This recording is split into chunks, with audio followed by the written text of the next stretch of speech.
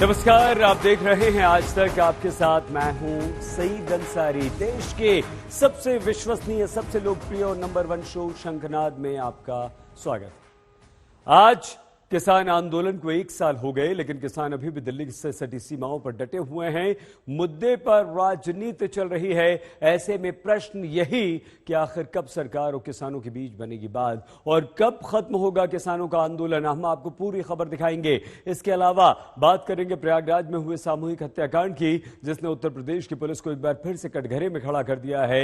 लेकिन शंखनाद की शुरुआत आज संविधान दिवस पर संसद में मचे घमासान के साथ। संविधान दिवस के अवसर पर प्रधानमंत्री नरेंद्र मोदी ने परिवारवाद वाली पॉलिटिक्स पर करारा प्रहार किया। प्रधानमंत्री नरेंद्र मोदी ने परिवारवाद वाली राजनीति पर सवाल उठाए, जिसका उत्तर देने के लिए कांग्रेस के साथ साथ कई और दलों के नेता आगे आए।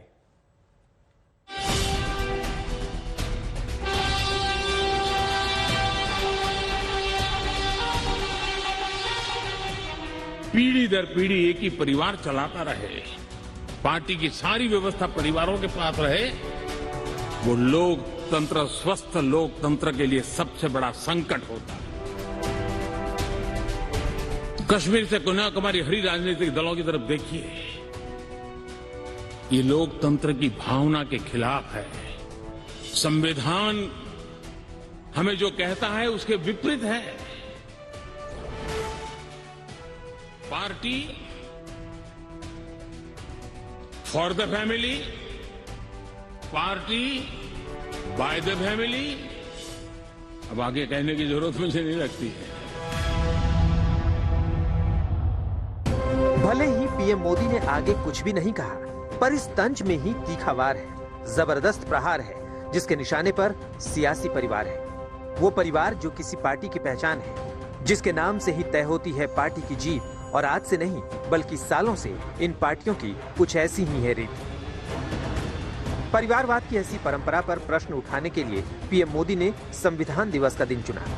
संविधान की गरिमा और गौरव का गान किया, परिवारवाद वाली राजनीति से देश को सावधान किया। पीढ़ी दर पीढ़ी एक ही परिवार चलाता रहे, पार्टी की सारी व्यवस्था परिवारों के पास रहे, वो लोकतंत्र, स्वस्थ लोकतंत्र के लिए सबसे बड़ा संकट होता है। राजनीतिक दल, party for the family, party by the family.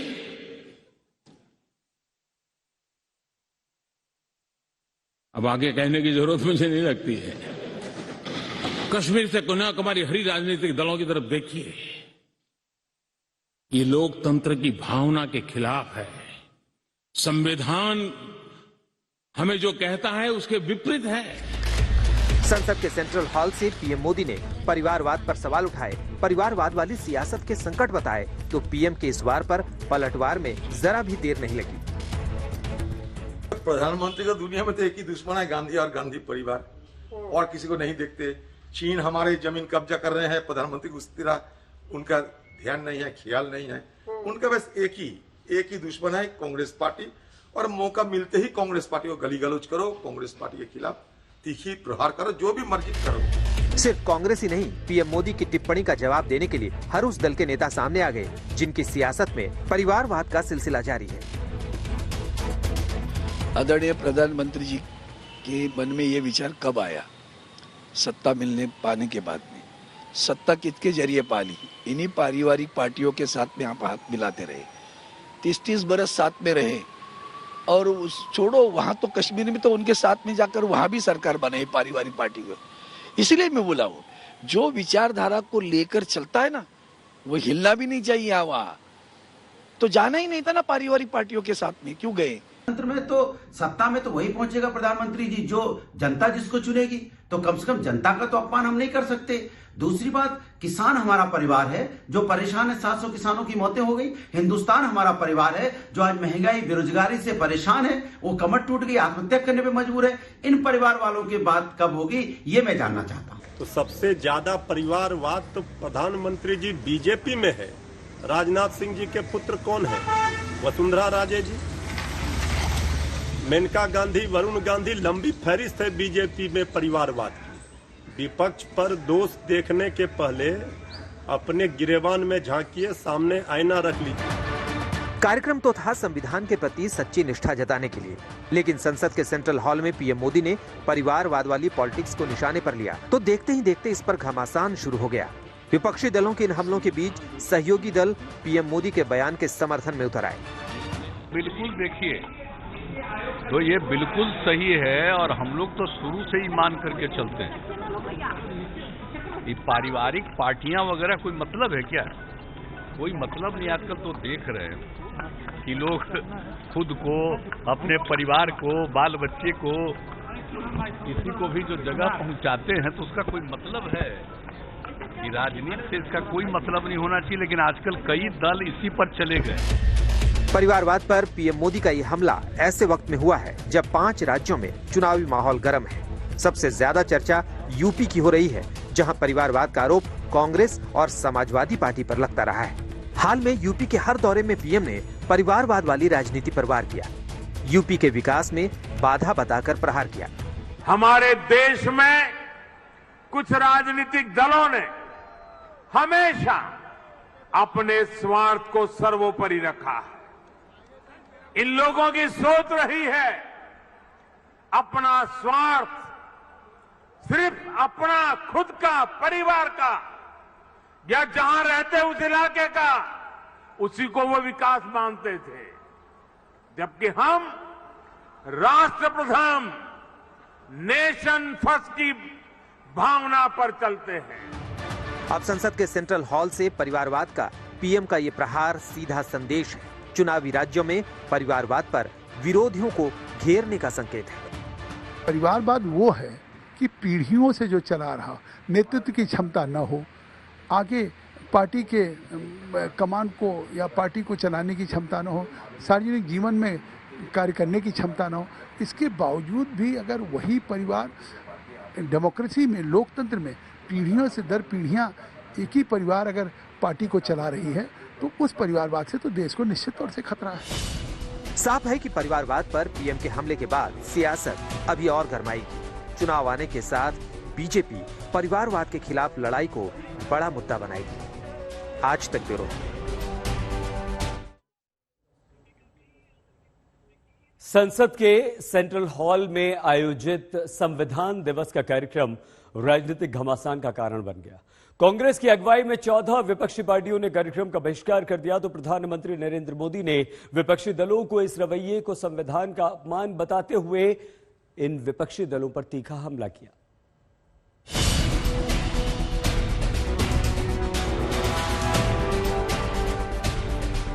लोकतंत्र की भावना के खिलाफ है।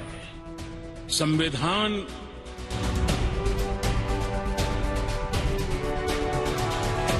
अच्छा होता, देश आजाद होने के बाद कर्तव्य पर बल दिया गया होता तो अधिकारों की अपने आप रक्षा होती है।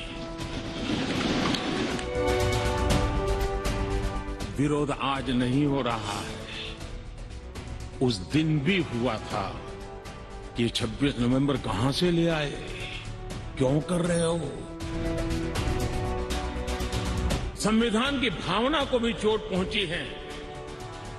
पीएम मोदी का ये हमला, ये वार हर उस दल पर है जो संविधान दिवस के कार्यक्रम में भी सियासत वाला एजेंडा लागू करने से नहीं चूके। कई दलों ने कार्यक्रम का बाइकआउट किया और इसे बीजेपी का आयोजन बता दिया। किसी ने बीजेपी की विचारधारा पर सवाल उठाए और किसी ने इस विरोध को विपक्ष का जवाब बताया। हम भारत के लोग संसद के सेंट्रल हॉल में अवसर तो था संविधान दिवस समारोह का, लेकिन आयोजन शुरू होने से पहले विपक्ष ने कार्यक्रम के बहिष्कार वाला जो तेवर दिखाया, उससे पैदा हुई तल्खी साफ नजर आई। संविधान की चर्चा करते हुए पीएम मोदी विपक्ष पर हमलावर हो गए। कार्यक्रम किसी राजनीतिक दल का नहीं था, ये कार्यक्रम किसी प्रधानमंत्री ने आयोजित नहीं किया गया था। ये सदन का गौरव होते हैं स्पीकर, सदन का ये स्थान गौरवपूर्ण होता है। स्पीकर की एक गरिमा होती है, बाबा साहब आम्बेडकर की गरिमा होती है। हम हमेशा स्पीकर पद की गरिमा बनाए रखे। पीएम मोदी ने संविधान निर्माता का जिक्र करते हुए इशारों में विपक्ष की रणनीति पर हमला बोला। उन्होंने कहा कि तब भी अलग अलग विचारों के लोग थे, लेकिन उन्होंने देश को संविधान दिया। आज अगर संविधान बनाने की नौबत आती तो शायद एक पेज भी पूरा नहीं हो पाता। कार्यक्रम किसी राजनीतिक दल का नहीं था, ये कार्यक्रम किसी प्रधानमंत्री ने आयोजित नहीं किया गया था। ये सदन का गौरव होते हैं स्पीकर, सदन का ये स्थान गौरवपूर्ण होता है। स्पीकर की एक गरिमा होती है, बाबा साहब आम्बेडकर की गरिमा होती है। हम हमेशा स्पीकर पद की गरिमा बनाए रखे। दरअसल कांग्रेस ने विपक्ष से संविधान दिवस कार्यक्रम का बहिष्कार का आह्वान किया था, जिसमें 14 दल शामिल हुए थे। जो दल इस समारोह से नदारद रहे उसमें शामिल हैं कांग्रेस, टीएमसी, लेफ्ट पार्टियां, Samajwadi party, Bahujan Samaj party, RJD, Shiv Sena, NCP, DMK, IUML शामिल रहे। इस विरोध के पीछे हर दल की अपनी अपनी दलील है, लेकिन सबका आरोप यही है कि बीजेपी खुद अपनी नीतियों से संविधान का अपमान कर रही है। एक औपचारिक निमंत्रण, वो भी बैठने का समारोह के अंदर, वो स्वीकार्य नहीं है। माननीय प्रधानमंत्री जी और बीजेपी के नेतृत्व की विपक्ष की आलोचना इस विषय पे सही नहीं है, उसका कोई औचित्य नहीं है। न्याय हो, स्वतंत्रता हो, बंधुत्व हो, इन सारी चीजों के मद्देनजर मैं समझता हूं साझा विपक्षी भी, लोगों के अंदर भी ये है कि इस संविधान दिवस को मनाने का उद्देश्य क्या है, इसकी महत्ता क्या है। और मैं समझता हूं इस दृष्टिकोण से अगर सत्ता प्रतिष्ठान सामने आईना रखे और एक बार मूल्यांकन करे, उन्होंने बीते 7-8 वर्षों में संवैधानिक मूल्यों के साथ किस प्रकार का व्यवहार किया, तो संभवतः अगली बार वो संविधान दिवस नहीं मनाएंगे, संविधान बचाओ दिवस मनाएंगे। जिनका एक संविधान का ही देश में महत्व होता है। डॉक्टर बाबा साहेब अम्बेडकर के नेतृत्व में जो संविधान सभा थी, इस देश को अधिकार दिया है, जनता को अधिकार दिया है, राज्यों को अधिकार दिया है, लेकिन आज उस राज्य को, जनता को, सबको उनके अधिकार कुचल दिए जाते हैं। तो संविधान का मतलब क्या होता है? कहाँ है संविधान? आप मुझे बताइए। सोमवार से संसद का सत्र शुरू हो रहा है। इससे पहले संसद में अहम आयोजन था। विपक्ष के बहिष्कार और पीएम मोदी के भाषण ने मानो शीत सत्र के गर्म होने की स्क्रिप्ट तैयार कर दी है। आज तक ब्यूरो। आज किसान आंदोलन को 1 साल हो गया है। सरकार ने कृषि कानून वापसी का ऐलान तो कर दिया, लेकिन किसान अभी भी डटे हुए हैं। बात अब कृषि कानून से एमएसपी तक पहुंच चुकी है। ऐसे में प्रश्न ये कि आखिर कब सरकार और किसानों के बीच सहमति बनेगी और कब किसान आंदोलन खत्म होगा।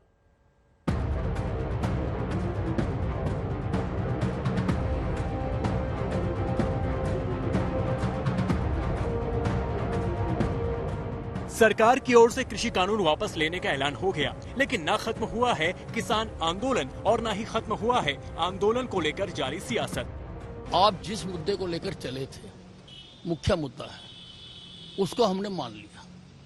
अब उसके बाद भी आप घर वापसी अगर नहीं करते हैं तो आपके आंदोलन पर प्रश्न चिन्ह लगता है विश्वसनीयता का। मांगे हमेशा रहेंगी, कोई सारी मांगे कभी खत्म नहीं हो जाएगा। क्या लेने दो,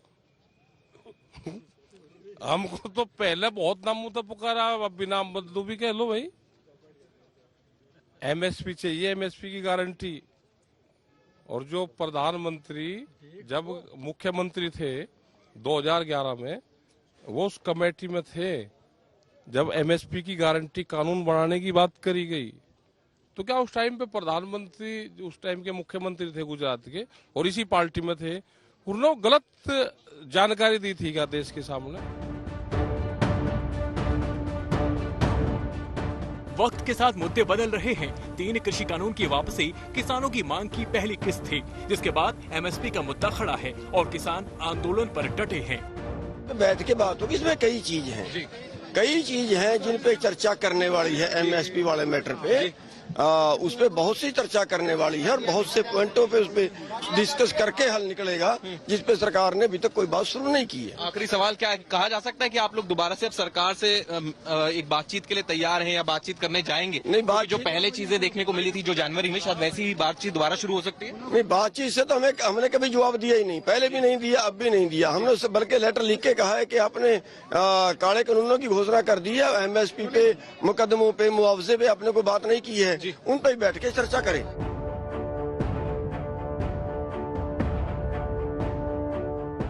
विपक्ष भी लगातार किसानों को लेकर सरकार को घेरता रहा है। आज अरविंद केजरीवाल ने कृषि कानून वापसी पर तंज मारा, तो वहीं लखीमपुर खीरी घटना को लेकर सीधे सरकार पर हमला किया। किसानों की जो मांगे हैं, अभी जो पेंडिंग मांगे हैं, हम उनका पूरा समर्थन करते हैं। टेनी साहब को तुरंत केंद्रीय मंत्रिमंडल से बर्खास्त किया जाना चाहिए। मुझे नहीं पता कि केंद्र सरकार की क्या मजबूरी है, कुछ तो मजबूरी होगी जो उस एक आदमी का बोझ लेके केंद्र सरकार अपने कंधे पे ढो रही है। क्यों नहीं उसको हटा देते? मुझे नहीं पता कि उनकी क्या मजबूरी है, कुछ मजबूरी होगी जरूर, लेकिन पूरा देश मांग करता है कि ऐसे व्यक्ति को तुरंत बर्खास्त किया जाए। बेशर्मी की भी हद होती है। जब ये 3 काले कानून लाए गए तो भाजपा वालों ने चारों तरफ वाह क्या मास्टर स्ट्रोक है, और जब ये तीनों कानून वापस लिए गए तो बोले वाह क्या मास्टर स्ट्रोक है।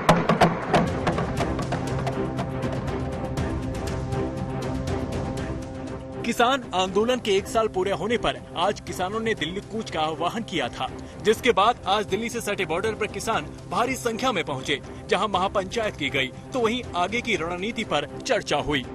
सीधा संकेत इस मंच से 1 साल के बाद भी ये दिया जा रहा है कि किसान आंदोलन अभी खत्म नहीं हुआ है। साफ तौर पर राकेश टिकैत से बातचीत में उन्होंने ये कहा कि MSP जो हमारी सबसे बड़ी मांग है, उसे जब तक नहीं माना जाता है, उसके अलावा हमारे शहीदों को सम्मान जब तक नहीं दिया जाता है, तब तक हम घर वापसी या फिर इस आंदोलन को खत्म करने के बारे में नहीं सोच सकते हैं। आज आंदोलन ऐसे मोड़ पर पहुंचा है कि जहां से एक बहुत बुनियादी परिवर्तन की धारा खुल सकती है। ये संयुक्त किसान मोर्चा के नेतृत्व ने कल की मीटिंग में ही तय करना चाहिए, ये हमारे जैसे की ख्वाहिश है। और आज इस आंदोलन ने ये दिखा दिया है कि जन आंदोलनों की जो राजनीति है, वो राजनीति दलीय राजनीति की मूल्यहीनता को भी झुकाती है।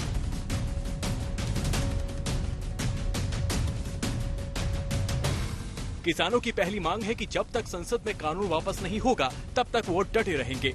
संसद में कानून वापसी के बाद बातचीत के दरवाजे खुलेंगे, जहां MSP और किसानों के बाकी मुद्दों पर बातचीत होगी। अभी उसका डिसाइड करेंगे, मत्था कल टेकना या पूरा जीतने के बाद में टेकना। आपको क्या लगता है, अभी इंतजार आपको करना चाहिए? नहीं, हमने तो संयुक्त मोर्चे पर सौंप रखी सारी बात। उन्हें राइट है, जिस तरह से भी बात हो। कल मीटिंग है 27 तारीख की, होगी बात, ठीक हो जाएगी। अच्छा जी, तो हो जाएगी ठीक लगता है आप लोग? संयुक्त मोर्चा ठीक करेगा। राजी खुशी हो जाएगी? राजी खुशी हो जाए, क्या लगता है हो जाएगी? नहीं, ऐसा होने चाहिए बातचीत, फैसले होने चाहिए, से बात नहीं। ठीक फैसला 27 को, राकेश टिकैत 27 को फैसला हो जाएगा? नहीं, 27 को नहीं होता। 29 नवंबर से संसद खुलेगी, जहां कानून वापस लिया जाएगा। लेकिन इसके आगे की रणनीति क्या होगी? MSP को लेकर क्या फैसला होगा? किसान आंदोलन 1 साल बाद अपने दूसरे चरण में प्रवेश कर रहा है, जहां नए मुद्दों की किस्त तैयार है, नए तरीके से बातचीत के दरवाजे खोले जाने हैं। सरकार का रुख भी नया है। बस सवाल वही है, आखिर कब तक किसान आंदोलन जारी रहेगा? आज तक ब्यूरो।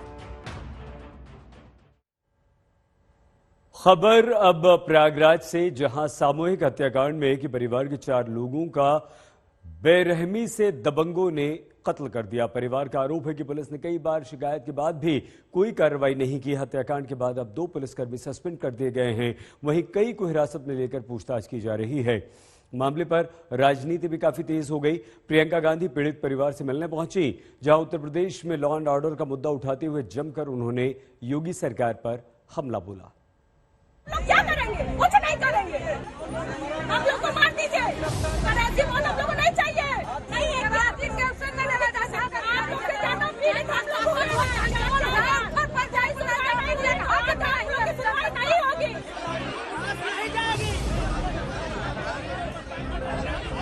ये गुस्सा है उस प्रशासन के खिलाफ जिसका खौफ दबंगों के चेहरे पर दिखाई नहीं देता।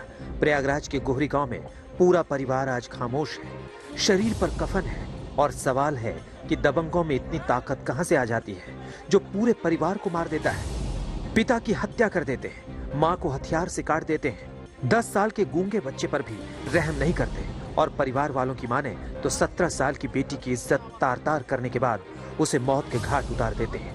2 दिन से फूलचंद का परिवार दिख नहीं रहा है, तो हमारा हस्बैंड दौड़ते हुए आए और उसके बाद आके ऐसे देखे यहाँ हमारे जेठ जी की हत्या हुई थी। कहाँ पे पड़े थे? जी, ये यहाँ पे हमारे जेठ जी पड़े हुए थे। अच्छा, यहाँ पे? जी।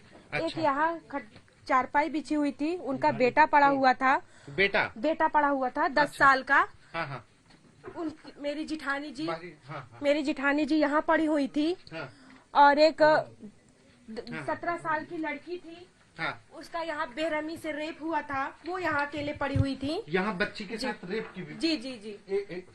हाँ। बहुत बेरहमी तरह से रेप हुई थी। हाँ। और यहाँ पे बच्ची की रेप हुई थी 17 साल की। शहर बदल जाते हैं, नहीं बदलता तो यूपी पुलिस का चरित्र। हत्या होती है, बलात्कार होता है, लेकिन कानून भी उनके साथ नजर आता है जो ताकतवर नजर आते हैं। एफआईआर कराया, कोई इंस्पेक्टर कोई लोड नहीं लिया। फिर 2 महीने बाद फिर उन्होंने घर में घुस के मारा है तो कोई वो नहीं लिया। और ये बच्ची है, इनका बलात्कार हुआ है। अच्छा। और बच्चा गूंगा है, अपाहिज है, उसको मारा गया है। 2019 और 2021 में इन्होंने कुछ लोगों के ऊपर भूमि विवाद में इन्होंने SC/ST के केस लिखवाया है। वो केस देखा गया है, उस केस में कार्रवाई नहीं होने का इन्होंने आरोप लगाया है। इसके बारे में भी हम लोग जानकारी करते हुए तुरंत ही कठोर कार्रवाई करेंगे। संदिग्ध लोगों को इनके नाम के आधार पर हम लोगों ने पूछताछ के लिए हिरासत में ले लिया है और पूछताछ करके इस घटना का खुलासा जल्दी ही किया जाएगा। खाकी पर एक बार फिर दाग लगा है, गांव में गुस्सा है, परिवार शव का अंतिम संस्कार करने को तैयार नहीं है, उन्हें न्याय चाहिए। प्रयागराज के गोहरी गांव में एक ही परिवार के 4 लोगों की बेरहमी से हत्या कर दी गई। हत्या करने का आरोप गांव के ही दबंगों पर है। लोगों की नाराजगी है कि दबंगों पर पुलिस ने कार्रवाई नहीं की, जिसकी वजह से वो मनबड़ होकर के उन्होंने पूरे परिवार की हत्या कर दी। ये 4 लाशें पड़ी है। नाराज लोगों ने चारों का पोस्टमार्टम के बाद उनके शवों को यहाँ पर रखा हुआ है। पति पत्नी है, बेटी है, बेटा है। चारों के हत्या करने के बाद से अब जो नाराज लोग हैं वो यहाँ पर आक्रोशित हैं। मौसम चुनावी हो तो हर मुद्दा सियासी हो जाता है। ऐसे में गोहरी गांव में भी नेताओं का जमावड़ा लगने लगा है। सब अपने हिसाब से सियासत को चमका रहे हैं। समाजवादी पार्टी से लेकर कांग्रेस तक अब कानून व्यवस्था को लेकर यूपी सरकार पर हमलावर हो गए हैं। ऐसी परिस्थिति को देख के कि किस तरह से इन लोगों के साथ किया जा रहा है, कैसे चुप रह सकते हैं? और कैसे हो सकता है कि इस देश में आज संविधान दिवस है, इस देश में एक संविधान है, इस देश में के संविधान में लिखा है कि इस तरह के हादसे नहीं होने चाहिए, अगर होते हैं तो कार्रवाई होनी चाहिए। तो मैं समझ नहीं पा रही हूँ कि कैसे मैं बार बार हर 2 दिन हर 3 दिन में आती हूँ, किसी से मिलती हूँ, ऐसा ही हादसा होता है। आगरा को देखिए, केवल इलाहाबाद में हत्या हुई, किस तरीके से निर्मम हत्या हो गई परिवार के सदस्यों की, और मथुरा में जिस तरीके से बेटी के साथ जो घटना हुई है, इस सरकार ने ठोको राज चला रखा है, ठोको राज। जब प्रदेश में इतनी बड़ी संख्या में डीजीपी आए, क्या समीक्षा की उन्होंने? क्या सरकार ने समीक्षा की? क्या यही समीक्षा की कि खुला छोड़ दो पुलिस को? किस तरीके से कानून व्यवस्था चौपट हुई उत्तर प्रदेश में, लोग हत्या हो रही लोगों की। सवाल कानून व्यवस्था का है, सवाल पुलिस के रवैये का है। कैसे मजदूरी करने वाले पूरे परिवार का कत्लेआम हो जाता है। संतोष शर्मा, प्रयागराज, आज तक।